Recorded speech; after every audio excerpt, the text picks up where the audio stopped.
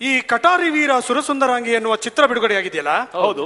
ಇದರಲ್ಲಿ ನಮ್ಮ ದೇವಲೋಕವನ್ನೇ ಒಂದು ಕಾಪಿ ಮಾಡುವಂತೆ ಒಂದು ಸೆಟ್ಟಿನ ಮರುಸೃಷ್ಟಿಯನ್ನ ಹೈದರಾಬಾದಿನಲ್ಲಿ ಮಾಡಿದ್ದಾರೆ ಎನ್ನುವ ಒಂದು ಕಿಟಕಿ ಸುದ್ದಿ, ಇದು ನಿಜವೋ?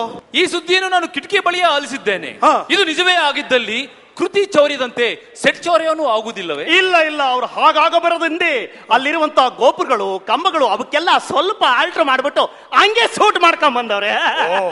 ಜೊತೆಗೆ ಇದು ತಿಳಿಯಬಾರದೆಂದು ಕಪ್ಪು ಕನ್ನಡಕವನ್ನು ನೀಡಿ ಮರೆಮಾಚಿಸುತ್ತಾರೆ. ಹಾಗಿದ್ದರೆ ಇವರಿಂದ ನಾವು 101 ತೆಂಗಿನಕಾಯಿಗಳನ್ನ ದಂಡವಾಗಿ ಪಡೆಯಬೇಕು. ಇಲ್ಲ, ಅವರಿಗೆ ಆ ಪಾಳೆಯದವರಿಗೆ ತೆಂಗಿನಕಾಯಿ ಕೊಬ್ಬರಿಯದ ಆಗೋದಿಲ್ಲಪ್ಪ, ತೋಬ್ರೆ ಕಾಪಾಳ ಕೊಡಿತಾರೆ. ಸಹೋದರ ಆದರೂ ಎಂದೂ ಕಾಣದ ದೇವಲೋಕವನ್ನು ತಮ್ಮದೇ ಕಲ್ಪನೆಯಲ್ಲಿ ಸೃಷ್ಟಿಸುವ ಆ ಕಲಾ ನಿರ್ದೇಶಕನ ತಾಕತ್ತನ್ನು ನಾವು ಮೆಚ್ಚಲೇಬೇಕು. ಅಯ್ಯೋ, ಇವನಿಗೇನು ಬಂತ್ರಿ, ಅದು ತಾಕತ್ ಅನ್ನೋದಕ್ಕೆ ದುನಿಯಾ ವಿಜಿನೇ. ಕಲಾ ನೈಪುಣ್ಯತೆ ತಲೆಯಿಂದ ಬರೋದು. ಸರಿಯಾಗಿ ಹೇಳಿದ್ರಿ, ತಲೆಯಿಂದ ಅಲ್ಲ ಹೃದಯದಿಂದ ಬಂದಿದ್ದು ಅರ್ಥಪೂರ್ಣವಾದಂತ ಮಾತು.